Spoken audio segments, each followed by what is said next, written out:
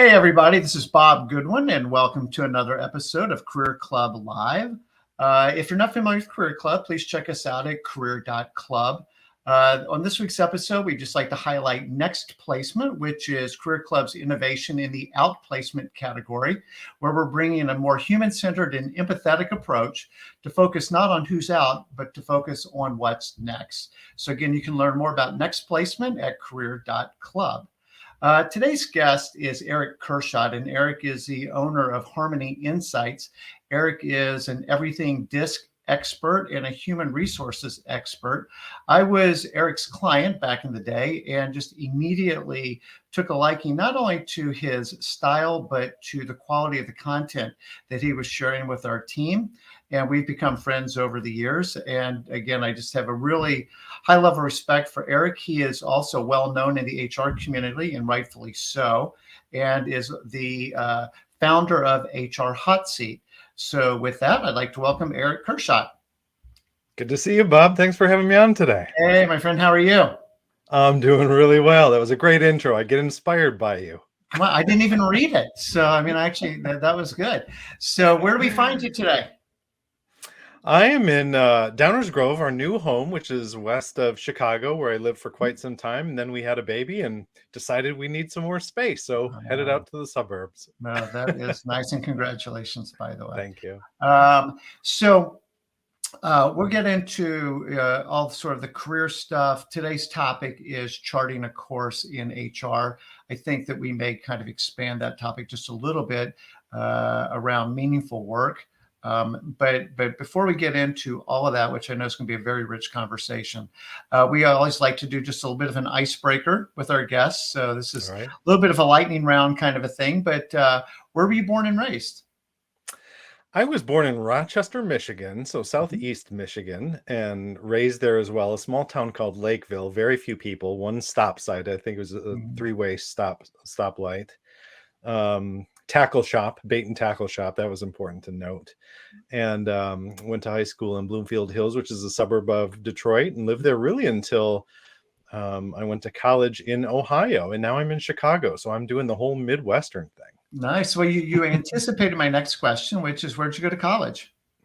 I went to Kenyon College. It's a small liberal arts school, really tucked away in the cornfields of Amish country, actually, in Ohio. Gambier, Ohio is what the place is called. And, you know, it seemed removed from civilization in a number of ways, but was just the perfect place for me at the time.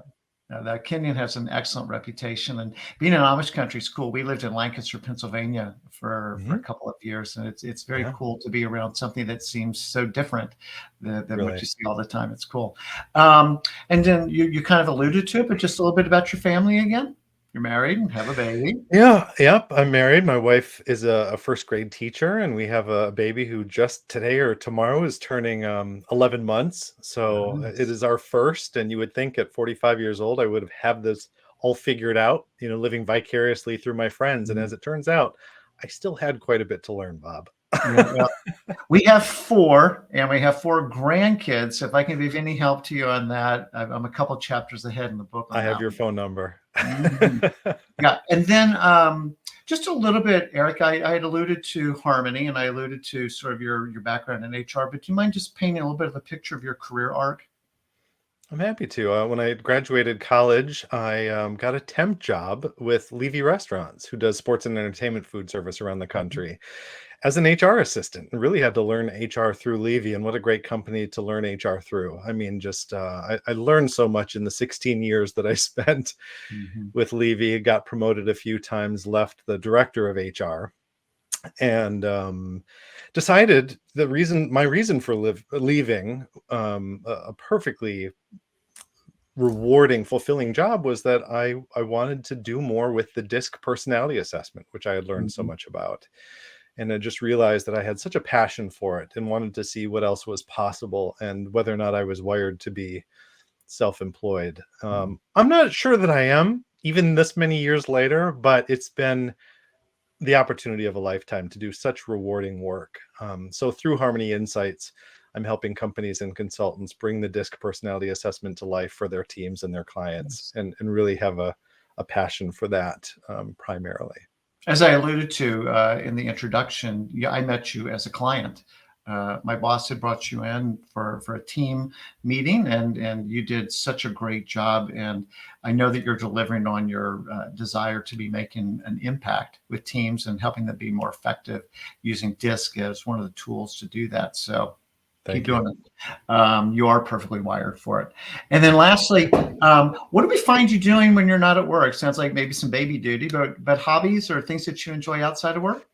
Plenty of that. Evelyn is the name of our daughter, and she certainly keeps us on our toes. Bob, I don't know if you know this about me, but I have sung classical choral music for several years, ever since high school. And Mm. I say I'm a disc nerd, but I'm also a choir nerd. And so I do quite a bit of singing classical choral music primarily, but I've also sung backup for some folks who have passed through the Chicago area that has been pretty exciting.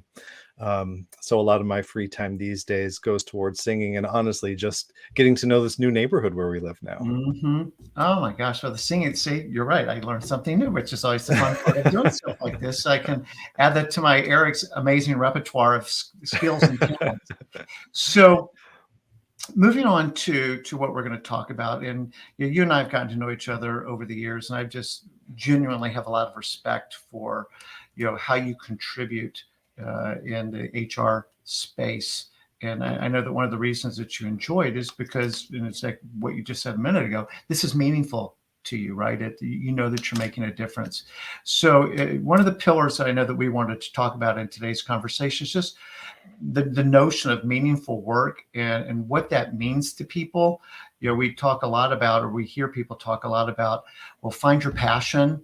And, as long as you're doing something that you love, you'll never work another day in your life. Could you give folks sort of your interpretation of what meaningful work actually means?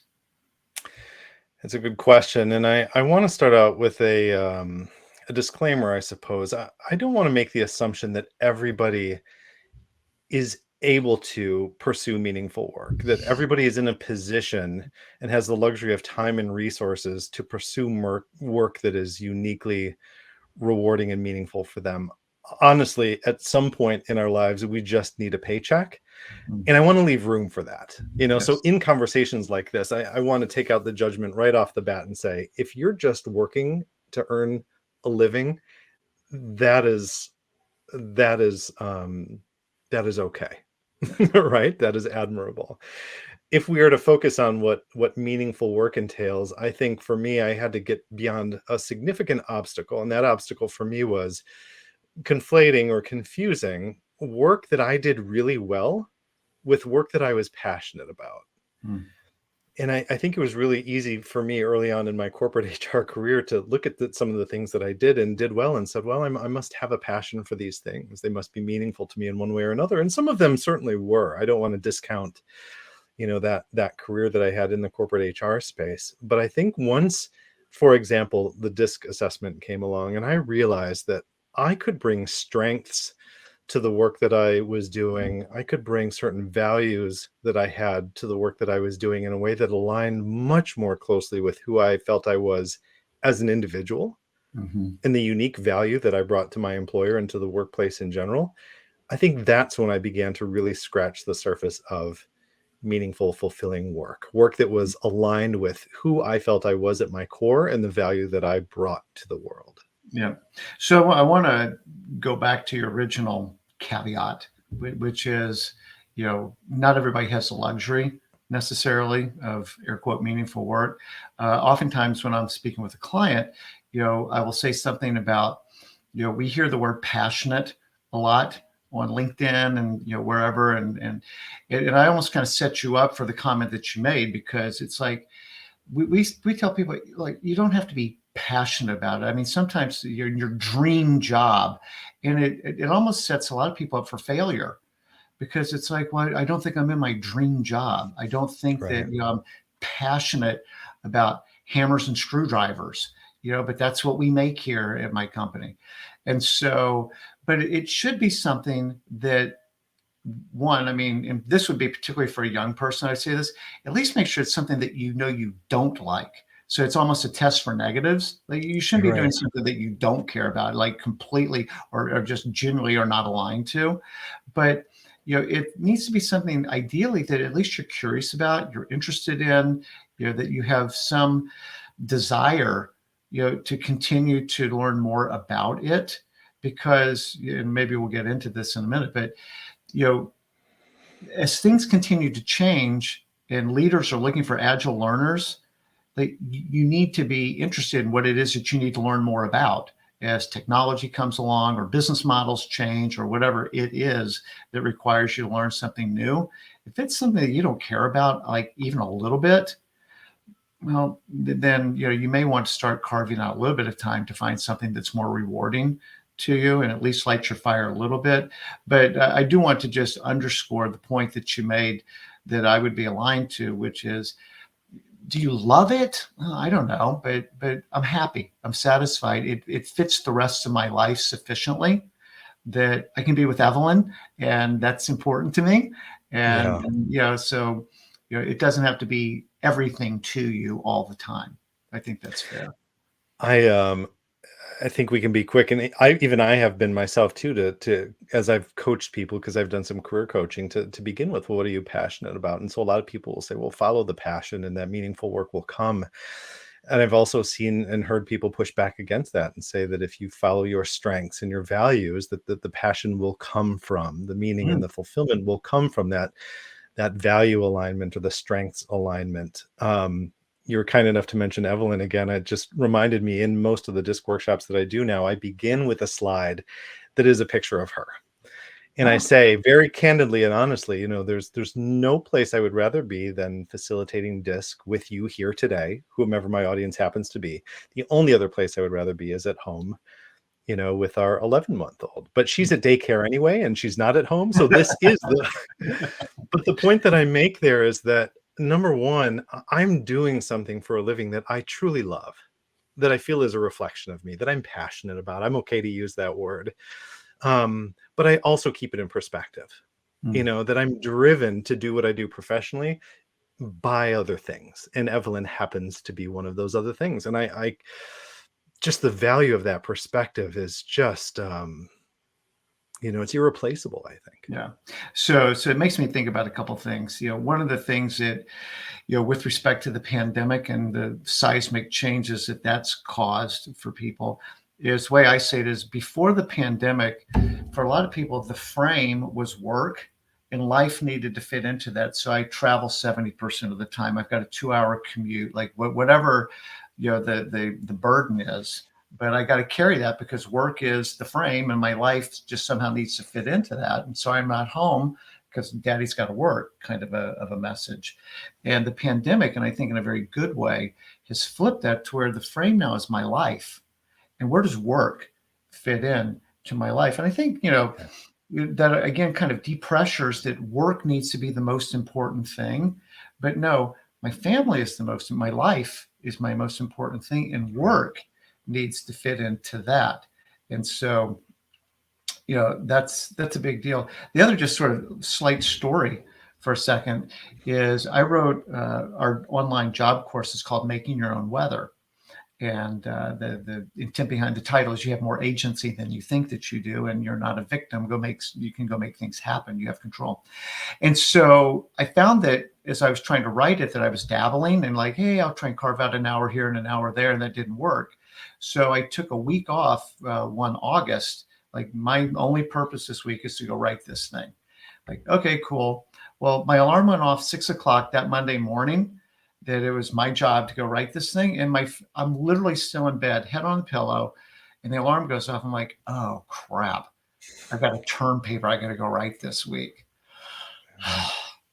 And like almost immediately, it's like, psh, psh, Yeah. like, no, the reason you're getting up to do this today is you're going to go help people, and hopefully people you'll never even meet who are going to benefit from some of the Right. things that you'll be able to share with them that they didn't know, that you've had the benefit of learning over time, that you're able to impart to make their search for work easier and more Yeah. fulfilling.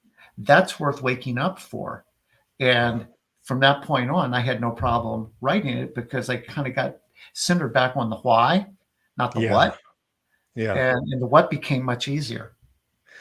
Um, something that I picked up along the way that has been helpful to me in very similar terms is whenever I'm thinking I have to do something, reframe it as though I get to do something.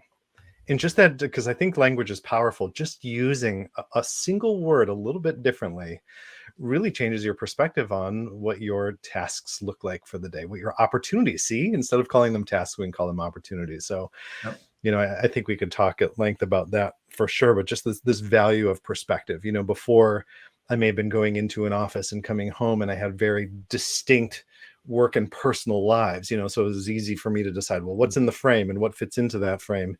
And then suddenly, I'm working from home. My wife, who's a first grade teacher, is trying to teach a class on Zoom of first graders who are learning on Zoom for the first time ever. We have a new baby who's, sort of in the mix. And you realize that there isn't work-life balance. It's work-life blend, that it's just life. And it's on each of us to determine to what extent we want work to fit in. And again, I even say that with a disclaimer, because I think I would argue that there are some people out there that say I don't have that luxury of Yeah. determining whether or not work fits in or how it fits in. Like, my life has to be work for the income. And again, I get that. And I understand that. I can Yeah. appreciate it. Yeah. And I appreciate that empathetic approach to it, because not everybody's starting from the same spot. And Right. we need to do what we need to do sometimes. I think that's one of the things that we admire about previous generations is, grandpa went to the steel mill every day, Right. and now, Yeah. grandson gets to go to college and have a different life Yeah. experience because grandpa went to the steel mill every day. So part of our context here today, and you said that, out of school you went to work for Levy, and we're in the HR function.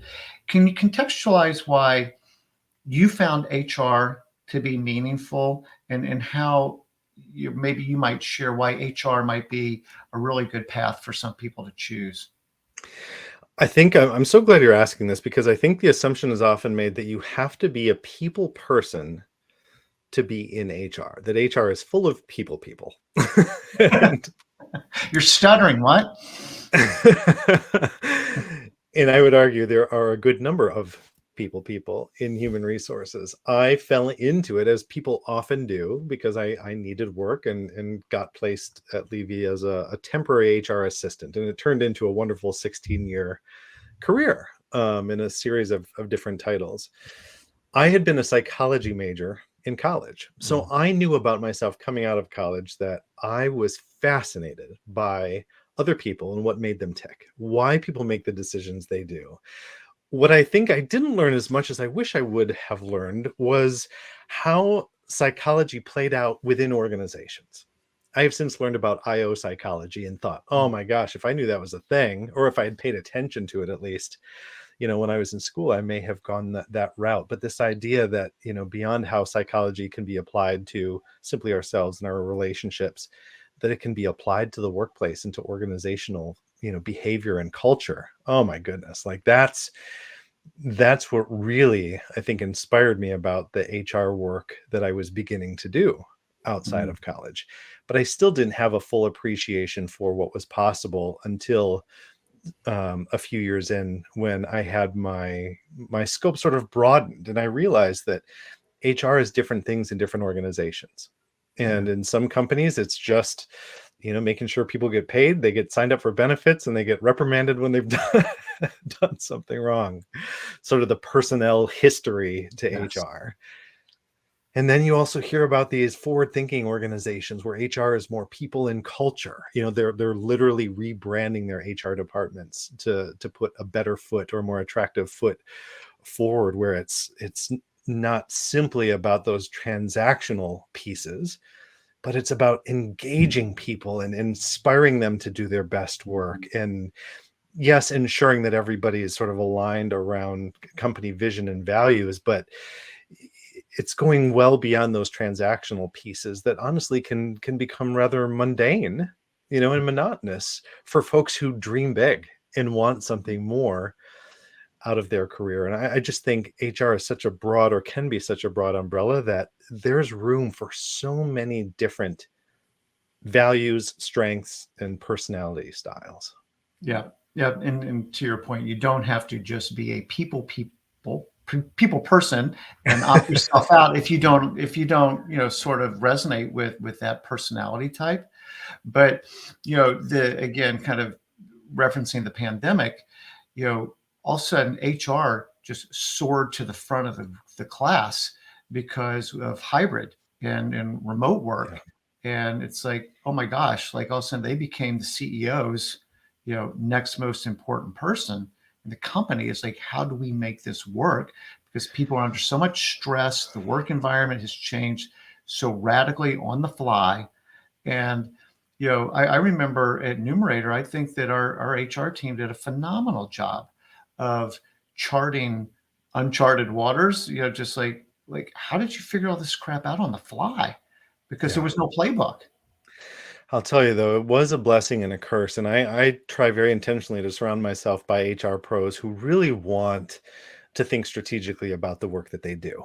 Mhm. Again, if their leadership and companies support them in that effort. Sometimes they don't, and they're doing the more transactional work. But I'm around a lot of people who want to be a strategic voice in this conversation. And the blessing was that, yes, HR was sort of propelled to the forefront, as indispensable in some way to organizations. The downside was that HR folks started burning out left and right, and I think you heard similar stories come out of healthcare, Yes. and I'm not trying to compare, apples to oranges, certainly in terms of the work that is being done in those industries. But to this day, you have HR folks walking away from long held positions saying, you know what, it's just a lot to handle, that, and then when I'm supporting our teams, who's supporting me. And so much of the conversation I find myself involved with is, yes, how can you do your best work? How can you connect with the vendors, the resources, the career clubs of the world to ensure that you have the ability to do your best work? But how do you also remain focused on self-care? And Mm. who is watching out for you? Who is supporting you when you are supporting your organization, and taking a more holistic approach to this very vital and important work that you've chosen to do? No, that's such a good call out. And I don't know that I've read very much about what you just said, but I think it also speaks to how tuned in you are to the HR community and, everybody that that is able to express that to you. Um, I would I think that mental health, and we're not going to go super deep on this one, but mental health awareness, would also be a benefit that's come out of the pandemic. Is that like, hey, these are real people here, not just work Yeah. producing units. And, Evelyn can't go to daycare because daycare's not open. And Right. now all of a sudden we're trying to do our jobs here and, take care of a Yeah. baby and blah, blah, blah. And it's just like everybody's freaking out. And including, to your point, the HR leader who's trying to help hold up the organization so it doesn't just collapse under the weight of chaos. Yet you can be exhausted by that. And so where are they getting respite? And not only logistically are the HR folks inviting people back into the workplace, and a big mistake that was made during that time was saying back to work. And we want to distinguish between coming back to work and back to the workplace, because people Mhm. had been at work the entire time. Inviting people back to the workplace and saying, you know what, bring your whole self with you. We heard a lot of that. Bring your whole self with you to work, because we wanted to embrace individuals and everything they had been through. And even those HR pros weren't skilled to handle and to receive what was coming back to work with their teams, the grief Mhm. and the trauma, and people had lost loved ones and had been sick themselves, and the political strife and the social injustices that had taken place during that time was a lot for people to carry on their shoulders back with them to work, and so I think it was a wake up call to people, HR or not, leaders in general, to say, if you're going to invite people to be their whole selves and bring all of who they are back to work, we have to be in a position to receive and support and celebrate what we're going to see when people do report back to the office. So I think it's an ongoing issue, one that we're still trying to figure out in some ways, but I'm just so grateful that HR in a lot of organizations is being positioned to lead in this way. Yeah. So this may be a little bit of a forced segue, so I hope it's not, but I think this works.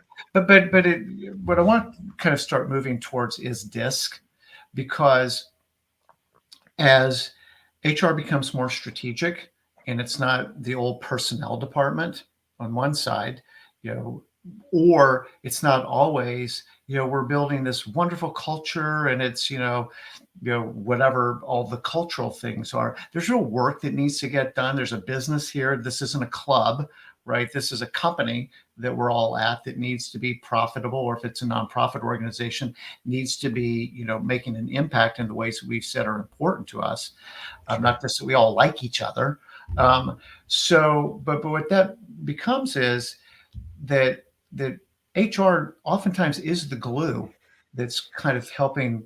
At least it's the you know tendons and ligaments that kind of keep things together between Hmm. bone and muscle, and that requires the ability to speak to different parts of the organization in different ways, in different you know stakeholders at the company in different ways, and to just really be a master communicator of strategy, policies, as you said earlier, reprimands. Like, I mean, there's all kinds of things that HR is responsible for carrying the water on and needs to be able to effectively communicate. So, with that, if that's a decent enough bridge, can you talk about just one sort of the basic tenets of DISC, but then also the importance of being able to communicate effectively with people who may not share your communication style? That cognitive diversity is such a big piece of the puzzle, and I think companies can be quick to attempt to quantify diversity in other ways. We hear a lot about Demographically. yeah, and I mean all important pieces of the puzzle. I think what gets kind of tossed to the back burner, if acknowledged at all, is this idea of cognitive diversity, how we're showing up to communicate and connect with one another, tackle challenges, etc. So that's one of the. I love how DISC kind of fits into this diversity, inclusion, belonging, accessibility, etc. conversation. And I'll be the first to say DISC is not the only language that is out there. Assessments in general are so widely used among organizations. Some other popular ones include Myers-Briggs, of course, and Clifton Strengths, which was Strengths Finder. Um, Helpful for enhancing self-awareness, building teams, leading people to meaningful work. Career coaches use assessments fairly regularly for various reasons. DISC is not a one size fits all, but I found that where it really excels is when people say, yes, I want to build a foundation of self-awareness to understand how I prefer to communicate with others and do my best work. In what environments am I going to do my best work? But then also help me step beyond that to strengthen relationships. Once I first understand me, I need to come to know you, Bob, and understand how I may need to adapt my leadership, sales, communication style, etc. along the way to connect more meaningfully and productively with you. It's one thing for me to show up. I know you appreciate and use the Clifton Strengths assessment yourself. It's one thing for me to show up self-aware in the Clifton Strengths that I bring to my work. I think that's a valuable piece of the puzzle. I also want to position DISC as an opportunity for people to say, how can I take what I understand about myself and what I've learned about you and have you leave a conversation with me feeling seen and heard?